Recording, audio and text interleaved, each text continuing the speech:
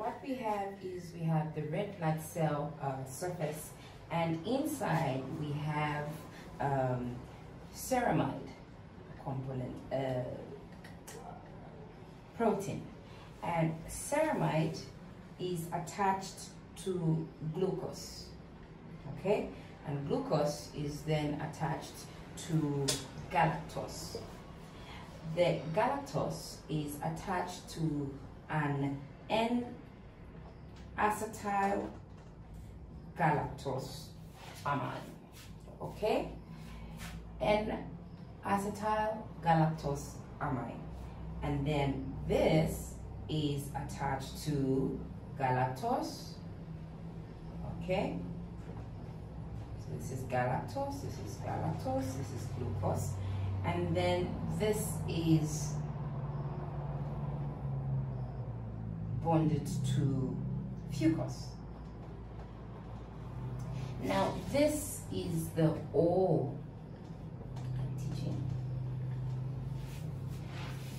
Okay, so write this down and say it is present in individuals of all types and has fucose transferates that codes for a terminal fucose. And the B antigen, okay, has this basic structure. So B antigen has this basic structure, okay, plus a terminal galactose, okay. The A antigen has the basic structure connected to the NAGA terminal. Alright, so these are also found in various fluids such as saliva and so on and so forth. But yes, basically you have those structures pairing up and giving us either AB, AA, BO, and OO. Now, if your friend and you talked about recessive and dominant, we should now determine exactly which of these is dominant and which of these is recessive, I beg your pardon. But the second component is how do we inherit, okay?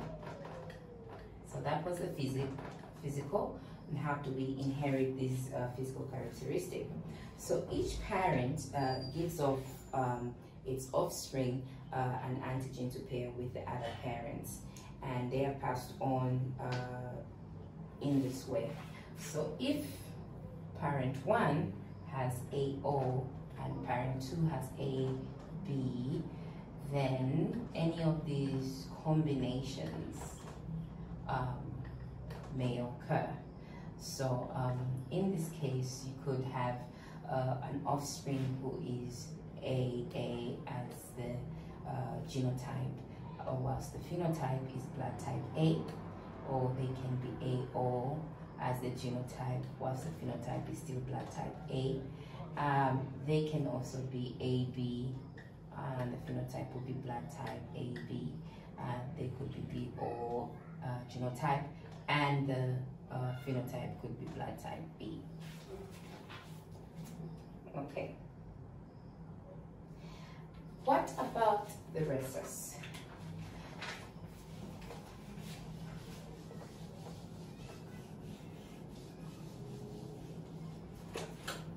So in the rhesus system, we have C, D, and E antigens. And there are some more, but really we concentrate on these three, and D is the most antigenic, so it's the one that we use as a reference the most. So in inheriting this, you either inherit a dominant D or a recessive D. a dominant D is positive and the recessive is negative. So it could be A positive or A negative. If it's DD, it becomes positive. If it is D, small d, it's still positive. If it's small d, then we have negative.